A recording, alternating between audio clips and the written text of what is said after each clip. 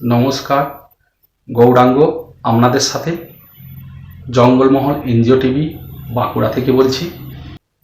আজ লোকসভায় পাস হয়ে গেল one nation one election bill. এর অর্থ লোকসভা ও রাজ্যসভা বিধানসভায় নির্বাচন একসঙ্গে একই সময়ে করা।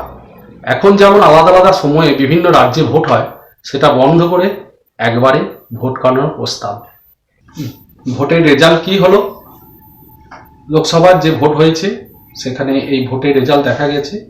পক্ষে ভোট দিয়েছে 220 জন, বিপক্ষে ভোট দিয়েছে 149 জন, অর্থাৎ মোট ভোট দিয়েছে 369 জন, অর্থাৎ 2/3 মেজরিটিতে পাস হয়ে গেছে। দেখুন প্রতিবেদন। एक और विषय है one nation one election. One nation one election. One nation one election. अरे हमको क्या मिलेगा? ये भारत की जरूरत है। इसमें आपत्ति क्या है? ये चलने वाला नहीं है। एक देश एक चुनाव होना चाहिए, एक मतदाता सूची होनी चाहिए।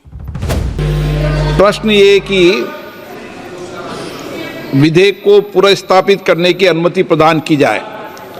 जो सदस्य इसके पक्ष में हाँ कहें, जो सदस्य विरोध में ना कहें। मेरे विचार में निर्णय ना वालों के पक्ष में हुआ। जी, अब मतदान नाउ डिवीजन। महासचिव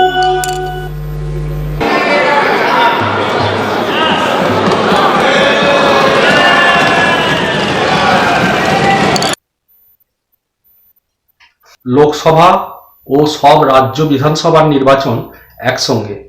এর বিপক্ষে বিরোধীরা যে যুক্তিগুলো দিচ্ছে সেগুলো শুনুন। বিরোধীদের 1 নম্বর বক্তব্য, বর্তমান নির্বাচনী সময়সূচি মেলানো খুব কঠিন।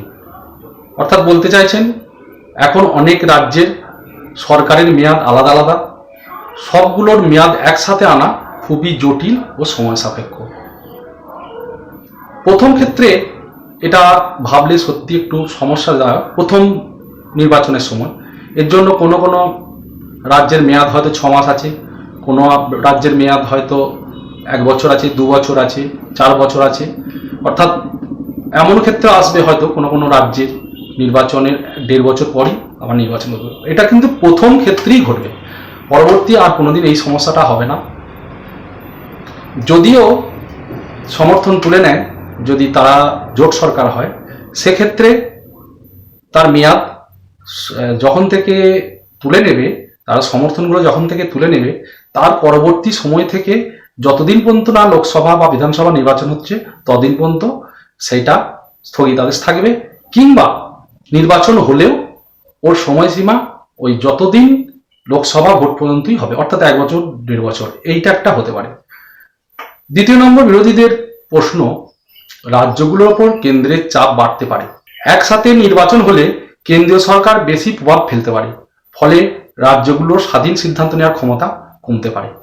এটা সম্পূর্ণ ভুল। লোকসভা ভোট সারা ভারতবর্ষ জুড়েই হচ্ছে, সেখানে কোনো প্রভাব কেন্দ্র সরকারের কোনো প্রভাব ফেলতে পারে না। সবাই নিজের নিজের ইচ্ছা মতো ভোট দিতে পারে। এখানে কোনো পক্ষের কোনো আলাদাভাবে ক্ষমতা প্রদর্শন করতে পারে না। কোনো কোনো রাজ্যের ক্ষমতা প্রদর্শন করে বিভিন্ন রকম সমস্যা সৃষ্টি করে, সেটা রাজ্যের ব্যাপার। সেগুলো কেন্দ্র সরকারের এখানে হস্তক্ষেপ খুবই কমই থাকে।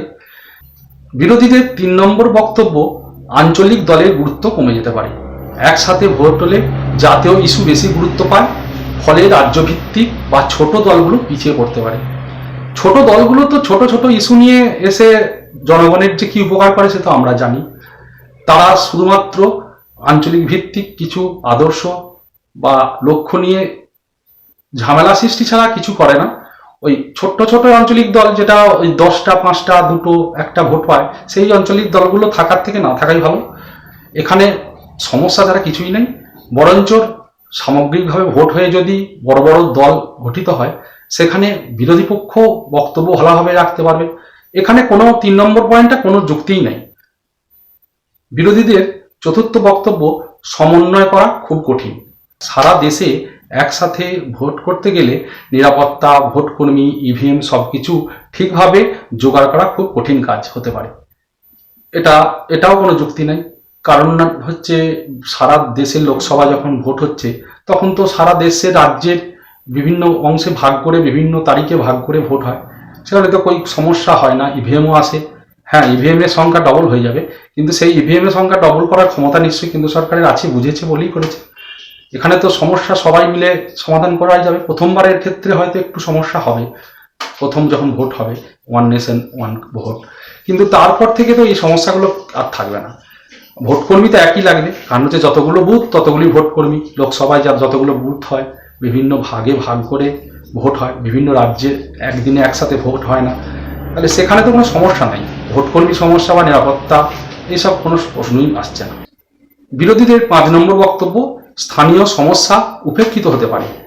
একসাথে নির্বাচন হলে মানুষ জাতীয় বিষয় নিয়ে বেশি ভাববে, ফলে গ্রাম বা রাজ্যের স্থানীয় সমস্যা গুরুত্ব পাবে না।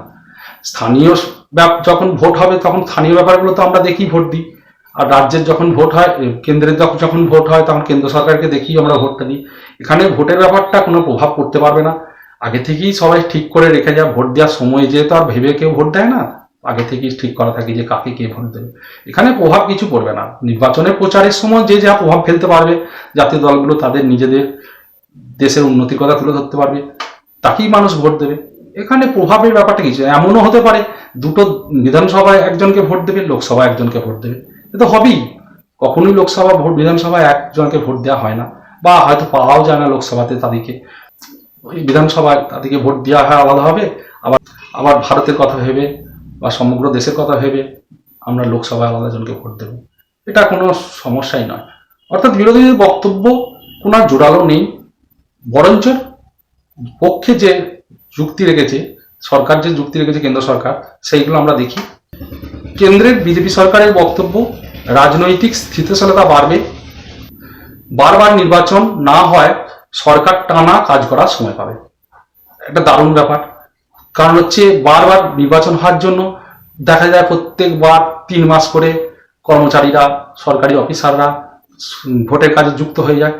1 বছর লোকসভা হওয়ার পর 2 বছর পর বিধানসভা হচ্ছে, বিধানসভার পর হচ্ছে অঞ্চল ভোট হচ্ছে। আপনারা যে কোনো অফিসে যাবেন দেখবেন অফিসার নেই, ক্লার্ক বসে আছে, এখন কাজ হবে না, সরকার অফিসারের সই পাওয়া যাবে না, এখন আমরা আসুন, পরে আসুন, ভোট শেষ হলে আসুন। প্রতিবার 1 বছর 1.5 বছর অন্তর অন্তর আমাদেরকে কিন্তু বিভিন্ন রকম 3 মাস করে সমস্যায় পড়তে হয়। শুধু ওখানেই নয়, বিভিন্ন কর্মচারীদিকে টেনে নেওয়া হয় স্কুল থেকে, বিভিন্ন অফিস থেকে। সে স্কুলেতে স্কুল বন্ধ, 3 মাস স্কুল বন্ধ, এখানে মিলিটারি ফোর্স এসে থাকবে, সেখানে স্কুল বন্ধ থাকবে। এই তো কিছুদিন আগে মাধ্যমিকের পরীক্ষার সময় যেসব স্কুলে সেন্টার পড়েছিল সে স্কুল বন্ধ ছিল, উচ্চ মাধ্যমিকের সময় বন্ধ ছিল।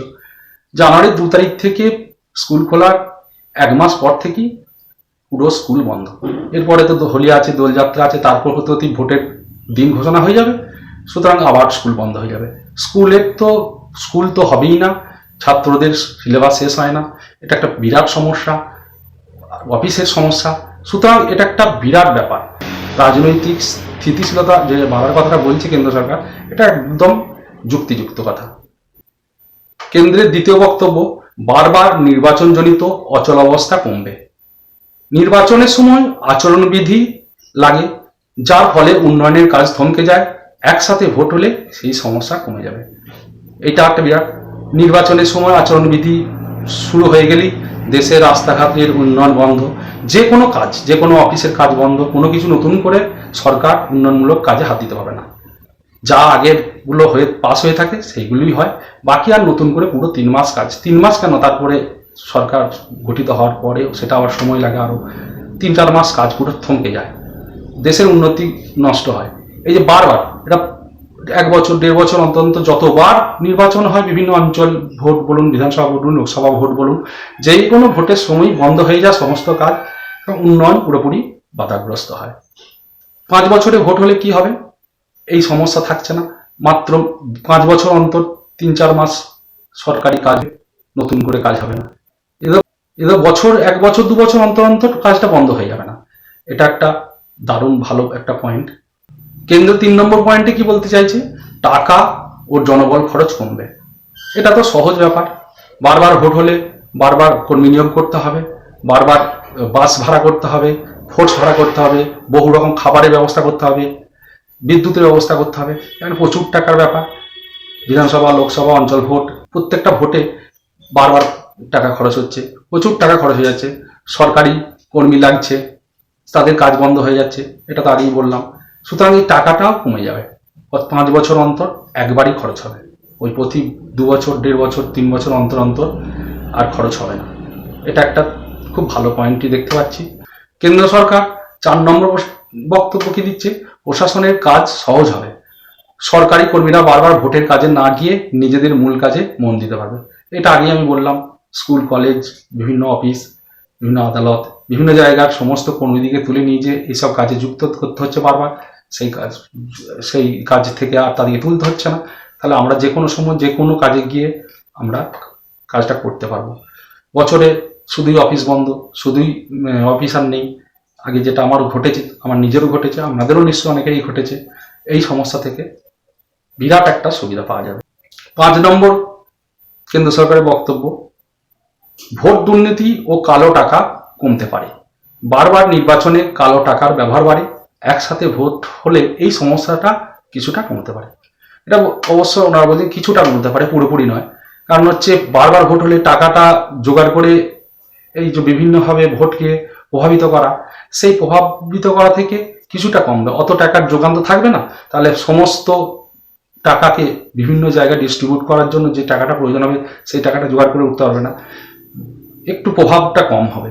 এটা একটা, প্রত্যেক জনগণ সুষ্ঠুভাবে ভোট দিতে পারবে, নিজের ইচ্ছা মতো ভোট দিতে পারবে, প্রেসারাইজড হবে না। আমাদের যে ভোটের সময় আমরা যে দেখেছি বিভিন্ন সংস্থা বা বিভিন্ন রকম এনজিও বা বিভিন্ন রাজনৈতিক দল বিভিন্ন পদ্ধতি চালাকিতে বিভিন্নভাবে জনগণকে টাকা দিয়ে ভোটে প্রভাবিত করে বা ভোটের লাইনে দাঁড় করায়, যখন মিছিল হয় টাকা দিয়ে মিছিলে যোগদান করায়। এই সব সমস্যা থেকে অনেকটাই কমে যাবে। তাহলে সামগ্রিকভাবে আমরা দেখতে পাচ্ছি ওয়ান নেশন ওয়ান ভোট চালু হলে আমাদের সারা ভারতবর্ষের সুবিধা, অফিস আদালতের সুবিধা, স্কুল কলেজের সুবিধা, টাকা পয়সা বেঁচে যাবে প্রচুর। সুতরাং আমাদেরকে সকলকে এগিয়ে আসতে হবে। আশা করছি যে ওয়ান নেশন ওয়ান ভোট চালু হয়ে যাবে। পরবর্তী লোকসভার সময় বিধানসভার আমরা ভোট একসঙ্গে দিতে পারবো। আপনাদের কিছু বক্তব্য আমরা কমেন্টের মাধ্যমে জানাবেন। ধন্যবাদ, সঙ্গে থাকবেন, আবার নতুন খবর নিয়ে হাজির হব।